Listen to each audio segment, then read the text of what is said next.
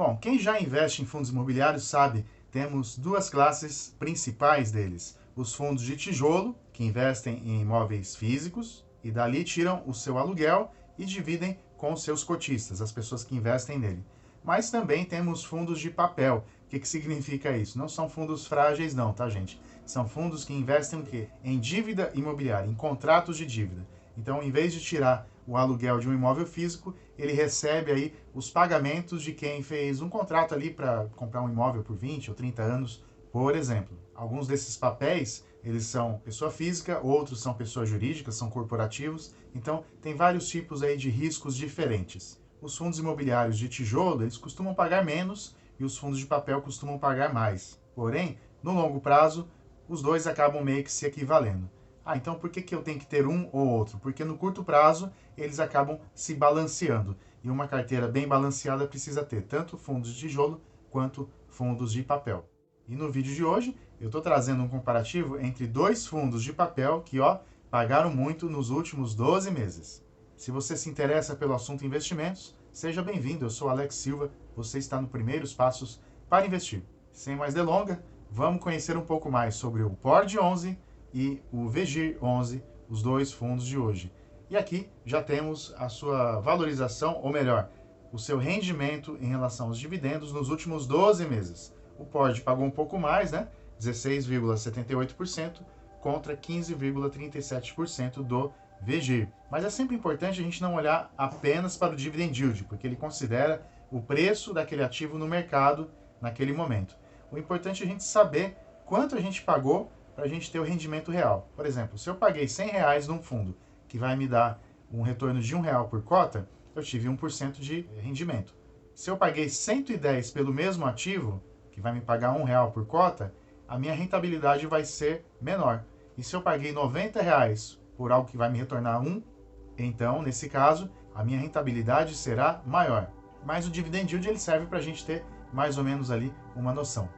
E no site aqui Investidor 10, quando a gente olha aqui no gráfico, né, de dividendos, o que a gente vê aqui? O PORD 11, ele teve aí, né, uma arrancada no meio do ano passado, né, ele esticou bastante, mas depois o dividendo caiu, então ele é um pouco irregular em relação aí aos dividendos. Já o VGIR, não, ele é um fundo mais estável, mais previsível, então ele cresceu um pouco os dividendos aí no meio do ano passado, mas ele manteve esse dividendo, teve apenas duas quedas ali, mas nada assim tão grande. Indo um pouco mais a fundo aqui neles, o que a gente vê em relação ao PORD, que é o Polo Capital? Ele é administrado pela Oliveira Trust, seu gestor é a Polo Capital, e ele tem uma taxa de administração e uma taxa de performance. Importante lembrar o seguinte, quando a gente investe em fundo imobiliário, tem toda uma gestão por trás. Então, por exemplo, vamos pensar num fundo de tijolo, eles vão cuidar de tudo, de colocar o inquilino, de cobrar o inquilino, de fazer a distribuição dos rendimentos para os cotistas, mas antes dessa distribuição é que eles vão tirar essa taxa de administração ou a taxa de performance. A taxa de performance acaba premiando, né, o trabalho bem feito. Então tem alguns parâmetros ali, tem gente que não gosta, mas se um fundo ele é bem administrado, ele entrega resultados, por que não remunerar ali o gestor? Importante lembrar que os dividendos que nós recebemos, eles são isentos já de imposto de renda. A gente não precisa pagar nada. Então, quando um fundo imobiliário ele anuncia um valor ali de dividendo por cota, isso já está fora ali da taxa de administração do fundo, tá bom? E o que o relatório gerencial do fundo traz aqui para a gente? Que com os atuais níveis aí de Selic, inflação, o fundo ele precisa ter um pouco mais de cuidado aí em relação aos custos, eles precisam tomar cuidado ali com as despesas financeiras, né? De vez em quando ir ao mercado para renegociar dívidas, e o fundo diz estar atento, né, a todas as operações e que eles não tiveram problemas com elas, porque eles têm uma boa estrutura de garantias. Porque no fundo de papel, como é que funciona, né? Você tem uma série ali de contratos de dívida, você precisa avaliar se não vai ter inadimplência, né? Porque se começa a ter inadimplência, isso começa a afetar o pagamento do fundo e, obviamente, os dividendos distribuídos aos cotistas. No fundo de tijolo é mais fácil a gente avaliar, né, se um imóvel é bom, se os locatários, né, são bons. No fundo de papel, a gente tem que confiar muito na gestão. E como que está dividida a carteira aí dessas dívidas imobiliárias? A maior parte deles está em CRIs corporativos. O que são CRIs? Os certificados de recebíveis imobiliários. Ou seja, 53% desses contratos são de empresas. E aí você tem as séries, né? Única, Sênior, Mezanino. Sênior e Única são cotas mais seguras, vamos dizer assim, tem mais garantias. E Mezanino tem um pouco mais de risco, porém um retorno maior.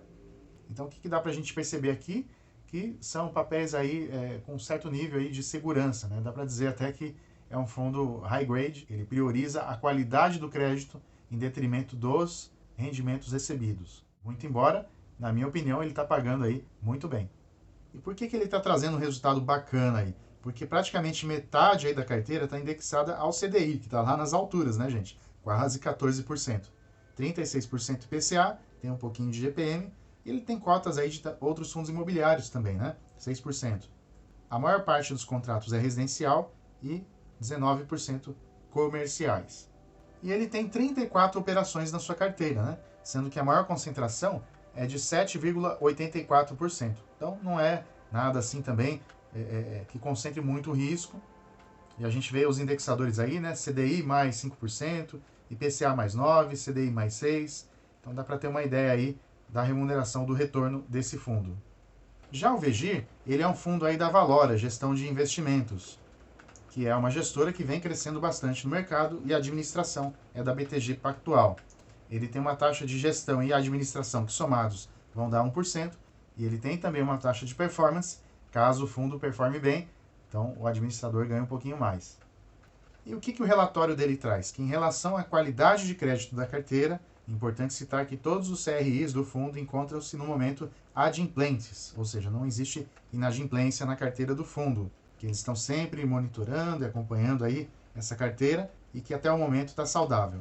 O fundo destaca aí o aumento de cotistas, né? O crescimento da base de cotistas, um número aí bem expressivo, e também a sua negociação diária, ou seja, a liquidez do fundo. E isso a gente vai ver já já no comparativo, né? Quem que tem mais liquidez entre os dois. O VGI tem 47 operações, a maior concentração é de 9% aí nesse CRI Elbor, portanto tem uma concentração maior do que o PORD, mas como ele tem mais operações, e a gente vai ver daqui a pouquinho que o patrimônio dele é maior, então na verdade, em números absolutos aqui acaba não sendo um grande problema.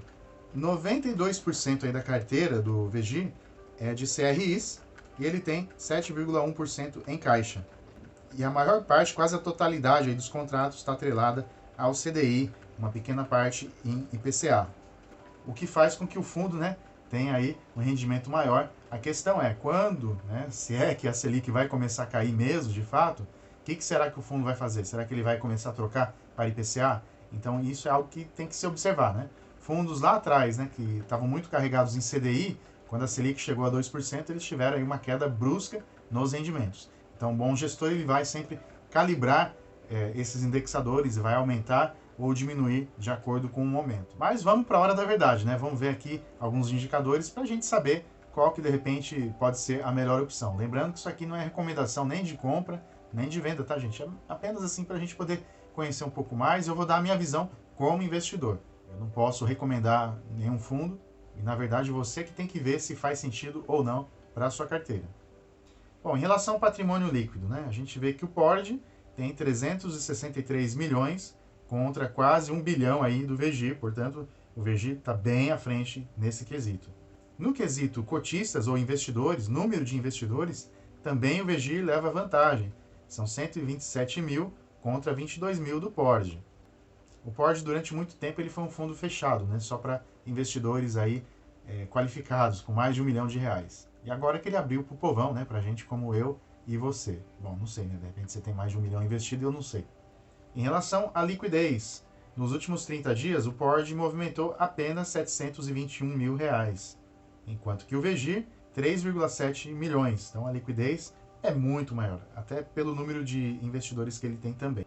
O dividend yield, a gente já viu, né? O PORD se deu melhor nos últimos 12 meses, mas não é uma diferença aí muito grande. Em relação à valorização, nos últimos 12 meses, o PORD desvalorizou 7%, enquanto que o VGIR apenas 1,5%. Operações. O PORD tem 34 contra 47 do VGIR. Ele é mais diversificado, embora tenha ali, né, 9%, como a gente viu, em um único ativo. CRIs. Esses contratos de dívida são 94% no PORD e 92% no VGIR.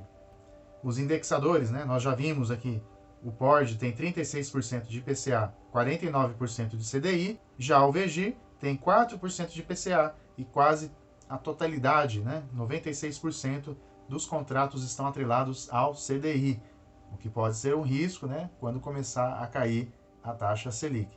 Uma coisa que eu sempre gosto de olhar aqui no site do Status Invest são quantos fundos imobiliários investem naquele outro fundo imobiliário que a gente está analisando. E no caso aqui do PORD, apenas 4 fundos imobiliários têm cotas dele na sua carteira. Em contrapartida, o VGIR tem 24 fundos que compram ali cotas dele e colocam na sua carteira. E hoje o PORD está com desconto, né? Está 11% abaixo do seu valor patrimonial, já o VGIR está 1% acima. É sempre bom comprar fundo mais barato? Sim, né? Mas no caso do VGIR, devido à qualidade que ele tem, e na minha opinião, ele ganha essa disputa, ele é um dos poucos fundos imobiliários que neste momento, no momento de gravação desse vídeo, está sendo negociado acima do seu valor patrimonial. Porém, 1% é bem razoável, é bem tranquilo. Nós não podemos, né, pagar muito mais pelos fundos, né? No caso dos fundos de papel, eu adotei uma regra que eu não pago mais de 5% de ágio, mas também tenho tentado não pagar mais do que 5% em fundos de tijolo. Mas atualmente tem muito fundo descontado. Mas como é que eu faço para poder saber, né, se um fundo é bom, se ele não é? Enfim, o YouTube é um grande recurso e quero deixar aqui para vocês também o meu e-book, Primeiros Passos para Investir e Viver de Renda com Fundos Imobiliários. Se você quiser se aprofundar um pouco mais, clica no link que está aqui na descrição. Com um pouco mais de 3 anos investindo nessa classe de ativos, estou investindo também em ações, mas a boa parte da minha carteira está em fundos imobiliários. Posso dizer que realmente estou bem satisfeito com os meus objetivos. Aliás, se você quiser acompanhar minhas compras semanalmente, a minha carteira pública, meu burrinho lá na sombra, eu divulgo lá no Instagram, também no canal do Telegram. E por hoje é isso. Se você gostou, deixa seu like e eu te espero para os próximos vídeos. Um grande abraço e até lá!